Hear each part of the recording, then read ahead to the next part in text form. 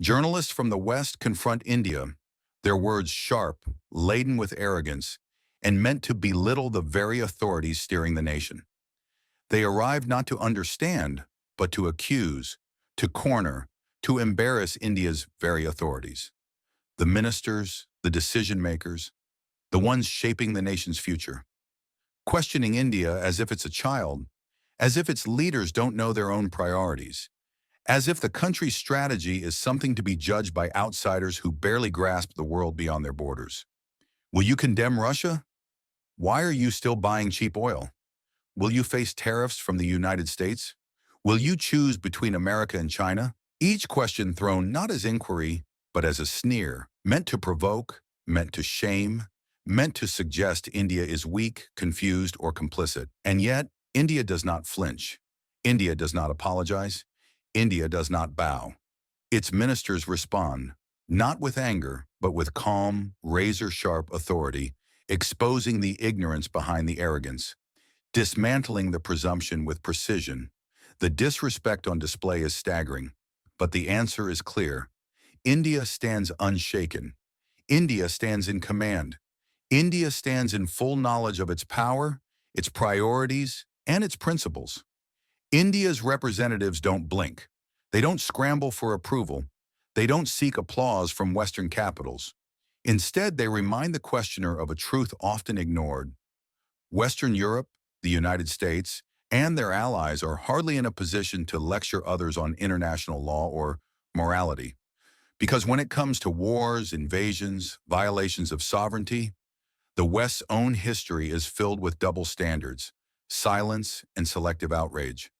So when asked whether India has been too close to Russia, the reply was simple. India is comfortable. India is confident. India is not cornered. The country's prime minister has said from the very first day, this is not the time for war. This is the time for peace. That line wasn't whispered in closed rooms. It was delivered directly to Moscow and directly to Kyiv. It was put on record at the G20 presidency, where for the first time consensus was built around India's words. And yet Western reporters pretend not to hear. When the United States raised the specter of tariffs, singling out India as a problem, the world expected a reaction. Would India retaliate? Would it bow under pressure? Hardeep Singh Puri, India's voice in energy diplomacy, responded not with outrage, not with posturing, but with measured resolve. As a diplomat, I don't respond to hypothetical questions. India is a $4 trillion economy. India will safeguard its interests. Whether it does so through negotiation or through other measures, that is a decision taken at the appropriate level. No threats, no panic, just quiet confidence. India knows its strength and it acts only when necessary. India's economy, its strategy, and its sovereignty are not negotiable. When accused of being inconsistent on sovereignty, pointing fingers at Kashmir while demanding India take sides on Ukraine, the answer cuts sharper than a sword. India has been consistent.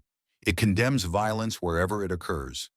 But unlike others, it will not pick and choose whose pain is worth acknowledging and whose is not. When mocked for its energy transition, India calmly listed the facts. The only major country to already meet its Paris climate commitments. A 20% biofuel blending program underway at a scale unmatched anywhere in the world. A green hydrogen initiative that could end fossil fuel dependence in a single decade. And when a Western expert scoffed at India's coal usage, the response was blunt. Why not question nations that still leave their citizens without clean cooking fuel? Why not question those who walked out of climate agreements altogether? Coal remains essential, yes, but only as a bridge. Transition is underway. Innovation is underway. And India will leapfrog obstacles that others say are insurmountable. Because India, with 1.4 billion people, is supplying affordable clean fuel at just a few rupees a day, something many developed countries failed to do for a fraction of that population. Even on the so-called Russian oil dependence, the truth was laid bare. Before February 2022, India bought less than 1% of its crude oil from Russia. Today, imports have diversified across 39 different countries. And when Washington set a price cap, India smiled. It was music to its ears, because cheaper energy means lower inflation, not only for Indians, but also for the very Europeans now pointing fingers. The hypocrisy is unmistakable. European nations continued buying Russian gas through pipelines, even while urging India to stop buying Russian oil on ships. So the Indian reply was clear. If Europe could buy energy for its people, why should India deny the same to 1.4 billion citizens? Then came the economic debate. India cannot possibly become a developed nation by 2047. Growing at 9 to 10% for decades is impossible, the reporter said. But India did not accept defeat. Instead, it asked a counter question. Who decides what developed means? Why must definitions be borrowed from Western frameworks? For India, development is not merely per capita GDP. It is education at scale, healthcare at scale, affordable housing, food, and fuel at scale. And in many ways, India argued, it is already more developed than countries who spend far more, but deliver far less to their people. Because India isn't only a consumer, it is also a producer. Its exploration and production, long neglected, is now expanding rapidly. Its refining industry is world-class. Its energy mix is diversifying faster than almost any other major economy. And even as Western headlines screamed about dependency, India was calmly issuing open tenders, inviting global suppliers. Whether oil comes from Iraq, Saudi Arabia, Russia, or the United States, India will choose what benefits its citizens, not what pleases Washington, not what soothes Brussels. But the sharpest exchanges came on the question of geopolitics. Why should anyone help India against China? Asked one Western journalist, when India didn't help others over Ukraine. The response was a masterclass in diplomatic steel. First, the falsehood was corrected. India has not been silent. It condemned atrocities, demanded investigations, and called directly for cessation of hostilities. Second, the logic was dismantled. Global support is not a transactional barter system. India will not enter someone else's war today in exchange for help in its own conflicts tomorrow. And third, the hypocrisy was exposed. When Europe stayed silent on decades of aggression in Asia, why should Asia blindly trust Europe now? India doesn't sit on the fence. India sits firmly on its own ground. It will not be bullied into choosing between the United States and China. It will not be reduced to a pawn in someone else's chessboard. Instead, it will engage with all, Russia, America, Europe, Asia, on its own terms. That is not fence-sitting. That is sovereignty. Even on the most painful questions, like Ukrainian children separated by war, India responded with empathy, but also with clarity. Conflicts of such scale cannot be solved by cherry-picking small parts. They must be solved at the root. End the war and solutions to every tragic side effect, including displaced children, will follow.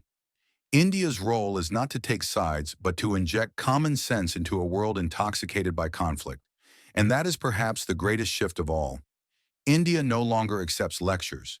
It delivers lessons. It no longer waits to be invited into the conversation. It shapes the conversation. It no longer apologizes for putting its people first. It proudly declares it. This is the India the world must now reckon with. An India that meets Western hostility with grace, that answers arrogance with facts, that turns every accusation into an opportunity to showcase its strength. And in doing so, it awakens something deeper in every Indian who watches: pride. Because for decades, India was treated as the student in the back of the class, quiet, cautious, hesitant. Today, India is the voice that cannot be ignored. The voice that says, we will grow on our terms. We will power our economy on our terms. We will define development on our terms. And the world, whether it likes it or not, will have to adjust. So here is the closing question. If India, once dismissed as a nation of endless problems, can rise with this much confidence, if India, once lectured at every forum, can now lecture back with calm authority, then how long before the world admit this is not the India they thought they knew? This is the India that will not be ignored. This is the India that decides for itself.